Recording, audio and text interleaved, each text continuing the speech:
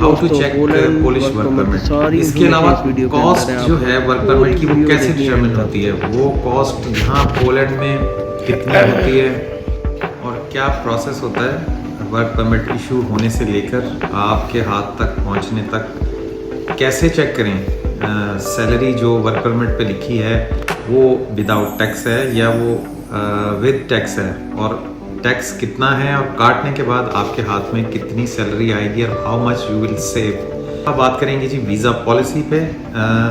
What is visa policy of Polish government. Hello everybody, this is doctor Shabir again from Poland, और आज हम बात करेंगे जी पोलैंड के वर्क परमिट्स के बारे में। तो मैंने इस टॉपिक पे बहुत सारी वीडियोस देखी हैं और मज़े की बात ये है कि हर एजेंट जो है वो ये कह रहा है कि प्लीज़ डोंट लिसन एजेंट्स। तो वो खुद एजेंट है जो कह रहा है कि एजेंट्स की बात मत सुने, मैं आपको सही मशवरा दूंगा because I am not agent, और वो खुद एजेंट होता है। तो मैं अपने बारे में क्लियर करता चलूँ कि मेरी कंसल्टिंग कंपनी पिछले 8 साल से यूक्रेन में काम कर रही है, एंड मैं आपको बिल्कुल ये नहीं कहूँगा कि आप एजेंट्स की बात ना सुने। सब के सब बुरे नहीं होते, अच्छे लोग भी हैं इस काम में। हर काम में बुरे लोग होते हैं, हर काम में अच्छे लोग भी होते हैं। इसी तरह इस काम में भी दोनों तरह के लोग हैं। तो बग़ैर किसी हेल्प के, बग़ैर किसी वसीले के वास्ते के आप तो दूसरे अपने कंट्री में दूसरे सिटी नहीं जा सकते। तो ये तो दूसरी कंट्री है, तो डेफिनेटली आपको किसी न किसी की हेल्प तो चाहिए होती है। तो so I am clearly saying I am a consultant, I have company. तो मैं आपको ये मशवरा और ये सब कुछ फ्री ऑफ कॉस्ट नहीं दे रहा, because I earn on this business. और चलें चलते हैं जी किसी, अभी तो मैं गाड़ी में हूँ, तो अभी किसी जगह पे अंदर चल के मैं आपसे बात करता हूँ। बहुत सारी बातें करनी है, कितनी किस्म के वर्क परमिट होते हैं, और मेन चीज़ वीज़ा क्यों नहीं लगता, और किन लोगों को ये अप्लाई करना ही नहीं चाहिए। अपना टाइम और पैसा वेस्ट नहीं करना चाहिए। कंसल्टेंट का सबसे बड़ा फ़ायदा ये नहीं होता कि वो आपको कुछ फ़ायदा, मतलब कुछ वीज़ा लग जाए तो ही फ़ायदा हो। कंसल्टेंट का फ़ायदा ये भी है कि वो आपके पैसे बचा ले। अगर आप इस या किसी स्पेसिफिक चीज़ के एलिजिबल नहीं है या आपके डॉक्यूमेंट्स उस तरह के नहीं हैं, तो आप अपने पैसे ज़ाया करने से बच जाएं। ये भी एक कंसल्टेंट का फ़ायदा होता है। हाँ, एक और बात मैं आपसे कहना चाहता हूँ कि जो भी इस फील्ड में लोग मैंने देखे हैं वो कोई प्रोफेशनल लोग नहीं हैं। बिकॉज कोई आ गया यहाँ पे किसी वीज़े पे तो वो कंसल्टेंट बन गया, एजेंट बन गया। कोई स्टूडेंट यहाँ रह रहा है तो वो एजेंट बन गया, जिसको और कुछ करने के लिए नहीं है तो वो एजेंट बन गया, और they are not professionally doing this. तो इसलिए बहुत फ़र्क होता है a professional consultant and just जिसके पास कुछ और करने के लिए नहीं है, वो ये काम शुरू कर देता है यूरोप में। It's very common. So let's go. अभी मैं किसी अंदर चलता हूँ and we will talk. Thank you. गाड़ी में असल में डिस्टर्बेंस थी और बहुत ज़्यादा शोर था, तो अब अंदर चलते हैं। लेट्स गो और बात करते हैं ज़रा डिटेल में। वीडियो शायद थोड़ी लंबी हो जाए बिकॉज इसका हर टॉपिक जो है वो एक पूरी वीडियो मांगता है, बट लेट्स ट्राई करते हैं।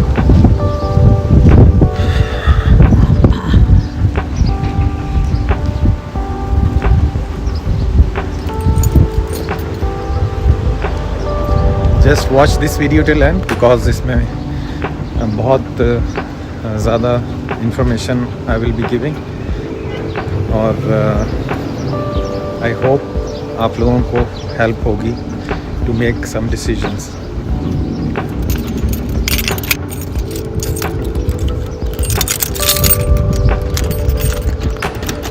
चलें चलते हैं।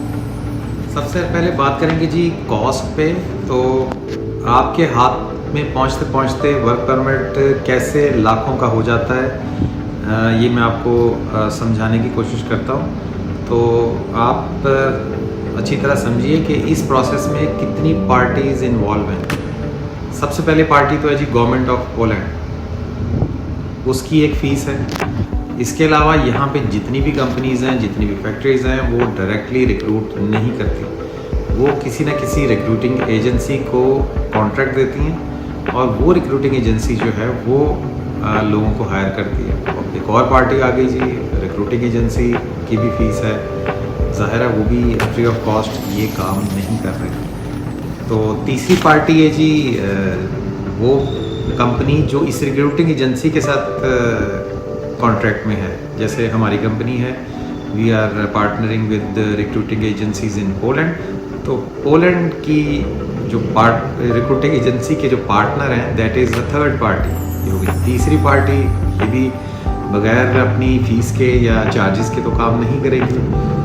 इसके बाद आता है जी fourth party. Fourth party is agents who are in your country, India में, बांग्लादेश में, नेपाल में, जहाँ भी आप हैं वहाँ पे आप जो एजेंट्स हैं, that is the fourth party. चार पार्टीज तो होंगी। अब कॉस्ट जो है, जितनी ज़्यादा पार्टीज होंगी उतनी ज़्यादा कॉस्ट ऊपर जाती जाएगी। तो इसलिए जो है वो आपके पास पहुँचते पहुँचते, अगर तो ये चार पार्टीज़ हैं, अगर पांच भी नहीं है, मज़ीद एजेंट के सब एजेंट्स जैसे होते हैं, तो पांचवी पार्टी हो गई। तो जितने ज़्यादा इसमें लोग इन्वॉल्व होंगे उतनी कॉस्ट ऊपर जाती जाएगी, ये आपको समझना पड़ेगा। तो इसलिए आपके पास पहुंचते पहुंचते इसकी कॉस्ट जो है वो काफ़ी ज़्यादा हो जाती है। नेक्स्ट जो बड़ी इम्पॉर्टेंट बात है जी कि कैसे पता चले कि आपकी सैलरी जो है वर्क परमिट पे जो लिखी हुई है वो कैसे कैलकुलेट करेंगे, और ये टैक्स के बगैर है या टैक्स इसमें इंक्लूडेड है। तो ये स्क्रीन पे आप देख रहे हैं इस वक्त, ये वर्क परमिट जो है इस पे दो तरह से लिखी होती है जी। एक तो है पर मंथ, या तो लिखी होगी, या पर आवर। तो इसके साथ ब्रूटो और नेटो दो वर्ड्स आपको समझने बहुत ज़रूरी है। ब्रूटो का मतलब है जी विदाउट डिडक्शन ऑफ टैक्स। अगर तो लिखा हुआ है इसके साथ ब्रूटो, तो इसका मतलब है कि ये जो सैलरी यहाँ पे लिखी गई है ये विदाउट टैक्स है, इससे अभी टैक्स मतलब माइनस नहीं हुआ, ये टैक्स माइनस हो के इससे कम ही आपको मिलेगी। तो ये कैलकुलेशन बहुत ज़रूरी है समझनी। अगर नेटो लिखा है तो इसका मतलब है कि ये टैक्स ऑलरेडी इसमें से माइनस हो चुका है और ये आपको हाथ में मिलेगी। ब्रूटो और नेटो, आप इन दो टर्म्स को ज़हन में रख लें और यहाँ पे ज़रूर चेक करें कि आपके वर्क परमिट पे क्या लिखा हुआ है, ब्रूटो है या नेटो है। अब बात करेंगे जी टैक्स जो है ये कैसे कैलकुलेट हो। अगर तो ब्रूटो लिखा है, इट मीन्स इसमें से टैक्स माइनस होगा, और ये कैलकुलेशन भी समझनी बहुत ज़रूरी है। 1 जुलाई से पोलैंड की जो गवर्नमेंट है इसने मिनिमम सैलरी जो सेट कर दी है, दैट इज़ 3600 ज़लोतीज़, और इससे कम आपको पोलैंड में कोई नहीं दे सकता, ऑफिशियली कोई हायर नहीं कर सकता। So keep that in mind. अब आते हैं जी कैलकुलेशंस की तरफ। तो लेट्स सपोज या मिनिमम जो यूजुअली जो सैलरी स्टार्ट होती है वो 20 ज़लोतीज़ पर आवर से होती है। तो लेट्स सपोज अगर आपने 10 घंटे रोज़ काम किया, it means 200 zlotys you will get, और 10 दिनों के 2000, 20 दिनों के 4000, और मज़ीद 6 दिनों के, बिकॉज 4 दिन हम निकाल देंगे, दैट इज़ संडे हर वीक में से निकाल देंगे। तो 26 डेज़ बनते हैं। 26 डेज़ के अप्रॉक्सीमेटली जो ज़लोती हैं ये इंडियन अप्रॉक्सीमेटली 1,03,000 समथिंग बनेगा, और दिस इज़ विदाउट टैक्स। थोड़ी देर बाद मैं आपको बताता हूँ कि टैक्स कितना कटेगा और कैसे कैलकुलेट होगा। तो आप आते हैं जी कैलकुलेशंस की तरफ। आप स्क्रीन पे देख रहे हैं different types of contributions and percentages. यहाँ पे मैं एक बात आपको क्लियर करना चाहता हूँ कि हर कंपनी में ये डिफरेंटली डील होता है, बिकॉज कुछ कंपनीज सब कंट्रीब्यूशंस पे करती हैं, कुछ कम करती हैं। सो ये it may very company to company, but overall the contributions and taxes will be the same. तो जैसा कि आप इसमें देख रहे हैं, देयर आर सम कंट्रीब्यूशंस जो एम्प्लॉयर को पे करने होते हैं और there are some percentages and contributions जो काम करने वाले को पे करने होते हैं। तो यहाँ पे आप देख रहे हैं, यहाँ पे पेंशन एंड डिसेबिलिटी इंश्योरेंस है, सिकनेस इंश्योरेंस है, एक्सीडेंट इंश्योरेंस है, लेबर फंड है और एम्प्लॉई गारंटीड बेनिफिट्स फंड है। तो इसमें जो काम करने वाले ने देने होते हैं दैट इज़ 11.26% प्लस 2.45%। तो अगर आप रफली भी लगाएं तो इट विल गो बिटवीन 15%। तो अगर आपकी सैलरी इंडियन 1,03,000 बन रही है तो approximately you will get in hand that is 90,000 जो है वो आपके हाथ में आएगा। ये इज़ नॉट परफेक्ट जो मैं आपको बता रहा हूँ, ये कम ज़्यादा भी हो सकता है, it depends again on company. तो ये आपको मगर ये आपको जहन में रखना ज़रूरी है कि जो वर्क परमिट पे सैलरी लिखी है वो पूरी आपके हाथ में नहीं आएगी अगर वहाँ ब्रूटो लिखा है। तो ये आप अच्छी तरह समझ लीजिए। और इसके अलावा आप कितने आवर्स काम कर सकते हैं ये भी वहाँ लिखा होगा, ये भी ज़रूरी है देखना। और इसके अलावा कुछ कंपनीज़ जो है ओवर टाइम OT अलाउ करती हैं, कुछ अलाउ नहीं करती। ये भी आपको पहले तय करना ज़रूरी है कंपनी से जहाँ से आपने वर्क परमिट लेना है। ये सारी टर्म्स एंड कंडीशंस एटलीस्ट आपको पता होनी ज़रूरी है ताकि आपको कोई धोखा ना दे सके। अब सबसे इम्पॉर्टेंट चीज़ की तरफ आते हैं जी कि वीज़ा पॉलिसी क्या होती है। किसी गवर्नमेंट की वीज़ा पॉलिसी जो वर्क से रिलेटेड है वो क्या होती है। तो इसमें आप एक बात अच्छी तरह समझिए कि गवर्नमेंट्स कैसे काम करती हैं, वो कैसे ये चीज़ डिटरमिन करती हैं कि हमको कितने लोग चाहिए, हमें कितने लोगों को वीज़ा देना चाहिए, कितने लोगों को नहीं देना चाहिए वगैरह वगैरह। तो इस काम के लिए जो गवर्नमेंट्स हैं यूजुअली वो कंसल्टेंट्स को हायर करती हैं अपने कंट्री में, जो कि सर्वेज करते हैं, रिपोर्ट्स बनाते हैं कि कौन सी स्पेसिफिक इंडस्ट्रीज़ में मैन पावर की शॉर्टेज है, किस रीजन में, किस इलाके में, किस शहर में, किस सूबे में, किस प्रोविंस में किन प्रोफेशंस की ज़्यादा ज़रूरत है और किन की कम ज़रूरत है। ये आप स्क्रीन पे देख रहे हैं फॉर एग्जांपल। ये जस्ट एक एग्जांपल है जो कि किसी कंसल्टिंग कंपनी जो पोलैंड में है उन्होंने अपनी गवर्नमेंट के लिए बनाया है। ये इसमें फॉर एग्जांपल अब इसमें जो 82% शॉर्टेज एक प्रोविंस में है, तो अब ये कॉमन सेंस की बात है कि अगर उस प्रोविंस से हम वर्क परमिट लेंगे एक स्पेसिफिक प्रोफेशन का, तो ऑब्वियसली जो एम्बेसी है उसकी जो वीज़ा पॉलिसी है वो डायरेक्टली जो है इससे रिलेटेड होती है। तो वो देखेंगे कि इस रीजन में इस प्रोफेशन के लोगों की बहुत ज़्यादा ज़रूरत है तो वो उनको वीज़ा देने के लिए प्रेफर करेंगे।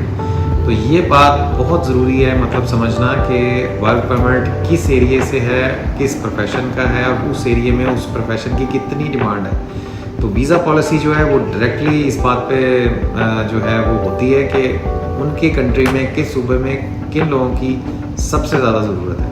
तो ये काम कंसल्टेंट्स का होता है, हमारा होता है कि हम वही वर्क परमिट उसी एरिया से, उसी रीजन से वर्क परमिट लें जहां उसकी बहुत शॉर्टेज है। तो फिर वीज़ा लगने के चांसेस आप लोगों के बहुत ज़्यादा होंगे। ऑब्वियसली ये कॉमन सेंस की बात है। तो यही डिफरेंस होता है। मैंने आपको स्टार्ट में बताया था कि एजेंट्स में और कंसल्टेंट में यही डिफरेंस होता है कि एजेंट के लिए work permit is just a work permit. उसको कोई पता नहीं कि ये वर्क परमिट किस रीजन से है, कहाँ से है, वहाँ इस चीज़ की डिमांड है भी या नहीं है, और वहाँ से अगर ये वर्क परमिट आएगा तो वीज़ा लगेगा, कितने % चांस है, उसको इस बात का कोई आइडिया नहीं, बिकॉज इसके पीछे साइंस है वो उसको पता नहीं होता। इसके अलावा एक बड़ी इंपॉर्टेंट बात मैं आपको बताना भूल गया कि प्लीज़ आप जो है वो वर्क परमिट की ड्यूरेशन ज़रूर देखिए। 1 ईयर से वर्क परमिट आपने बिल्कुल नहीं लेना, उसका कोई फ़ायदा नहीं है, दैट इज़ यूज़लेस। जो सीजनल और 6 मंथ्स का वर्क परमिट है उसका कोई फ़ायदा नहीं है, उस पर वीज़ा लगने के चांस ऑलमोस्ट 0 है। तो please keep that in mind. सिर्फ लॉन्ग टर्म के जो कॉन्ट्रैक्ट्स हैं, लॉन्ग टर्म के वर्क परमिट्स हैं, वो ही जो हैं वो सही हैं और उनके ऊपर ही वीज़ा लगने का चांस जो है वो बहुत ज़्यादा है, बिकॉज उनको लॉन्ग टर्म के लिए काम करने वाले लोग चाहिए, ना कि वो लोग जो आएँ और कहीं और भाग जाएं चंद 1-2 महीने बाद या फ़ौरन ही भाग जाएं। तो उनको ऐसे लोगों की ज़रूरत नहीं है। और जो सीजनल वर्क हैं उनमें वैसे ही जो आजकल यहाँ पे यूक्रेन से लाखों लोग आ चुके हैं, उनको ऐसे लोगों की कोई कमी नहीं है। ये जस्ट एक पैसे कमाने के लिए वर्क परमिट्स लोग इशू कर देते हैं, उसका कोई फ़ायदा नहीं है। Please keep that in mind, don't waste your money. I hope आपको मेरी जो वीडियो है वो पसंद आई होगी, और जो इन्फॉर्मेशन मैंने आपको इसमें दी है